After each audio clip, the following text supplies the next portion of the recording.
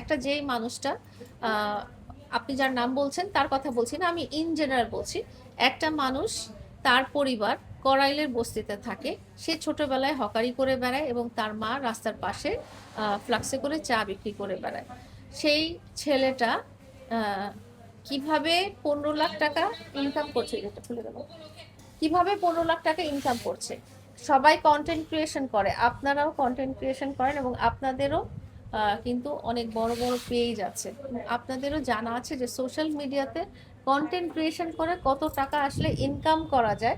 সেখানে আপনাদের এতগুলো পেজ, এতগুলো কন্টেন্ট, ওই যেই মানুষটার কথা, যে মানুষটা করলায় বস্তি থেকে এসেছেন, তার কয়টা পেজ আছে, কয়টা কন্টেন্ট আছে, কয়টা ইনকাম সোর্স আপনারা আসলে ভার্চুয়াল প্ল্যাটফর্মে দেখেছেন বলে আপনারা বিশ্বাস করেন। তো মানুষের প্রথম কথা হচ্ছে, 12 থেকে 14 বছরের ছেলে আমার সাথে কি করে?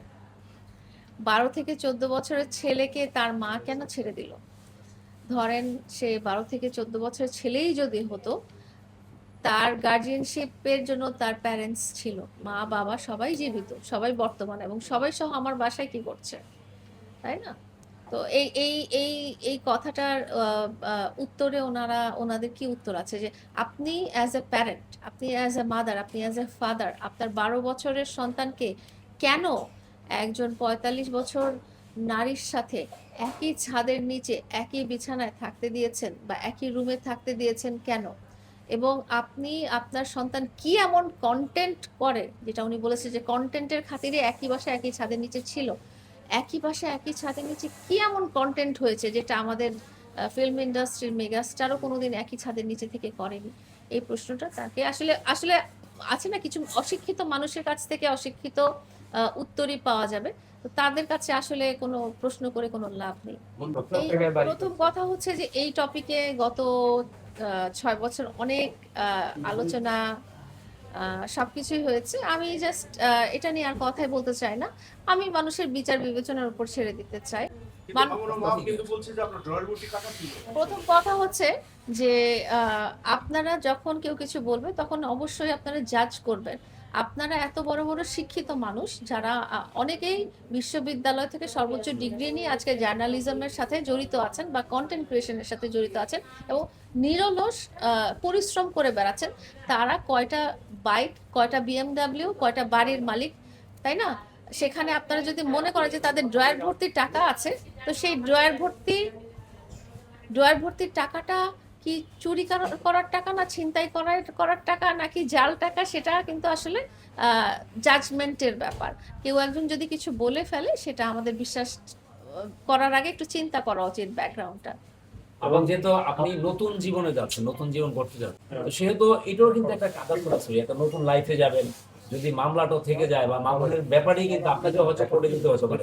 হ্যাঁ, তো এই জিনিসটা থেকে আপনি টোটালি কোনো মানে খালাস বা একটা বেরিয়ে আসতে চান এই কিনা? এই আমি যেটা বলেছি যে আমার সাথে ওই পরিবারটার ডাইরেক্ট কোনো রকম সম্পর্ক আমি রাখিনি, কোনো রকম যোগাযোগ আমি রাখিনি।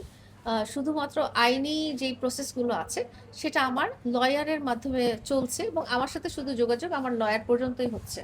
লয়ারের সাথে এরপরে যেই প্রসেসটা, সেটা তো আমার আমার লাইফে কোনো ইম্প্যাক্ট পড়ছে না। যদি কোর্টে যেতে হয় কোর্টের আদেশ অনুযায়ী, তাহলে সেটা আমি অবশ্যই যাব, কারণ দেশের নাগরিক হিসেবে আহ, আদালতের সমন বা আদালতের কোনো রকম নির্দেশের প্রতি আমি শ্রদ্ধাশীল। মানে তার সাথে কোনো প্রকারের কোনো দ্বন্দ্ব রকম শেষ লেনদেন করে দেওয়া কোনো যায় কিছু কিনা আসলে না। আমি একেবারে? আমার যেহেতু একটা লাইফে যাচ্ছে, আমি সুন্দর একটা লাইফ। প্রথম কথা হচ্ছে যে দ্বন্দ্ব শেষ হয়ে গেছে সেদিনই। এখন যেটা হয়েছে যে আমি এরকম মানুষ না যে আমি অন্যায়কারীকে ছেড়ে দিব। অন্যায়কারীকে আমি ছেড়ে দিতামও, কিন্তু তার মধ্যে তো কোনো অনুশোচনা বোধ হয়নি। যদি অনুশোচনা বোধ থাকতো, তাহলে সে অন্য নারীর সাথে একই ঘটনার পুনরাবৃত্তি করতো না, একই ঘটনা বারবার ঘটাতো না। তো আমি যদি একটা অন্যায়কারীকে চোখের সামনে ছেড়ে দেই, পরে আপনারাই বলবেন যে আপা, আপনি কেন একজন সচেতন নাগরিক হয়ে আপনি কেন আইনের আশ্রয় নিলেন না? তো আমি সেটা করতে চাই না। আমি চাই সবাই সচেতন হোক এবং সবাই অপরাধকারীকে নিরুৎসাহিত করুক। তো ক্ষমা তো মহত্বের লক্ষণ বা গুণ, এটা ক্ষমা করে দিয়েছি বলেই কিন্তু আহ, আমি ডিস্টেন্সে চলে এসেছি। আমি আমার মতো লাইফ লিড করছি, আমি তার জীবনে আর কোনো প্রভাব ফেলছি না। আমার তো মানে নিজেকে কুইন এলিজাবেথ মনে করতে তো কোনো বাধা নাই। কেউ কাউকে সে যেরকম দৃষ্টিতে দেখতেই পারে। আপনারা তাকে শাহরুখ খানও চিন্তা করতে পারেন, শাকিব খান পর্যন্ত কেন আটকে আছেন, তাই না? সো কারো কারো ধারণা আকাশচুম্বী হতে পারে, কারো কারো মনোবাসনা আকাশচুম্বী হতে পারে। তার মানে যে উনি শাহরুখ খান, সাকিব খান, সালমান খান হয়ে গেল সেটা না। আপনারা ধরতে পারেন। প্রথমত আপনারা তো প্রথম থেকেই দেখেছেন ওনাদের বাড়িটা তাহলে এত বছরও হলো না কেন, আমার সাথে সম্পর্কের আগে কেন বাড়িটা হলো না? সেই ওনাদের যে একমাত্র গ্রামের একটা বাড়ি আছে, আলিশান বাড়ি, রাজকীয় বাড়ি, সেই বাড়িটা কেন আমার সাথে সম্পর্ক হওয়ার 2 বছর পরে হলো, তাই না? ওনাদের যদি 5 বছর 5টা বাড়ি হতোই, তাহলে সেই 5টা বাড়ি ওনারা তো জন্মগতভাবেই বনেদি বলে দাবি করেছেন, জন্মগতভাবেই বড়লোক বলে দাবি করেছেন, ড্রয়ার ভর্তি টাকা বলেই দাবি করেছেন। তাহলে 5টা বাড়ি এতদিন কেন হয়নি? দ্বিতীয় কথা, ওনাদেরকে আমি যেই অবস্থায় রেখে এসেছি, হ্যাঁ, দ্বিতীয় কথা, ওনাদেরকে আমি যেই অবস্থায় রেখে এসেছি, ছেড়ে দিয়েছি, ছেড়ে তো দিয়েছি, তাই না? 3 বছর হয়ে গেল ছেড়ে দিয়েছি, তো এই 3 বছরে কেন আরো 15টা বাড়ি হয়ে যায়নি? সেই কথাটা, বা এই 3 বছরে আরো 8-10টা গাড়ি বা বাইক হয়ে যায়নি কেন? এটা নিশ্চয়ই আপনারা হয়তো জিজ্ঞেস করেছেন। তাকে আমি আসলে পুরোপুরি বাদই দিয়ে দিয়েছি। তার সাথে আমার যোগাযোগ শুধু অতটুকুই, মামলা পর্যন্তই। তার পরিবারের সাথে আমার যোগাযোগ ওই অতটুকুই, এবং এটা আমার ডাইরেক্ট যোগাযোগও হয় না তার সাথে। আমার এই মামলা রিলেটেড যোগাযোগ যতটুকু করার, আমার উকিল ওনাদের সাথে যোগাযোগ করেন, আমার লয়ার ওনাদের সাথে যোগাযোগ করেন। ওনাদের সাথে আমার কারো কোনোদিনও যোগাযোগ হয় না বা হচ্ছে না।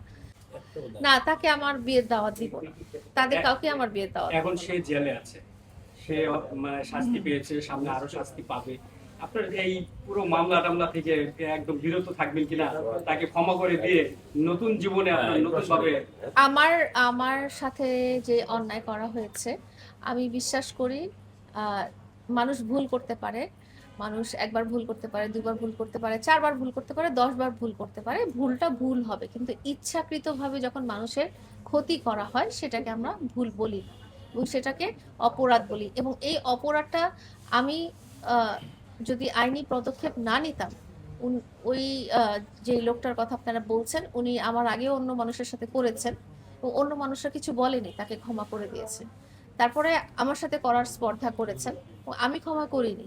আমি ক্ষমা করিনি দেখেই অন্য নারীরা কিন্তু সাবধান হতে পেরেছিল, কিন্তু তারপরেও যিনি তার সাথে জীবনে জড়িয়ে গেছেন, তিনি কিন্তু ওই একই অপরাধ তার সাথে রিপিট করেছেন, তাই না? অপরাধ কিন্তু কম করেননি, বা এমন না যে উনি বদলে গেছেন। সো অপরাধীকে অপরাধের শাস্তি দেওয়া উচিত, এটাই আমি মনে করি। আমার মনে হচ্ছে যে ওটা ওটা তাদের একান্তই ব্যক্তিগত ব্যাপার। আমি তো জনসচেতনতা তৈরি করার জন্য আপনাদেরকে ডেকেছিলাম, আপনাদের কাছে বলেছি যে আপনারা ছড়িয়ে দেন যে এই ধরনের মানুষটা এই ধরনের অপরাধ করে বেড়াচ্ছেন, তাকে যেন কেউ সহযোগিতা না করেন।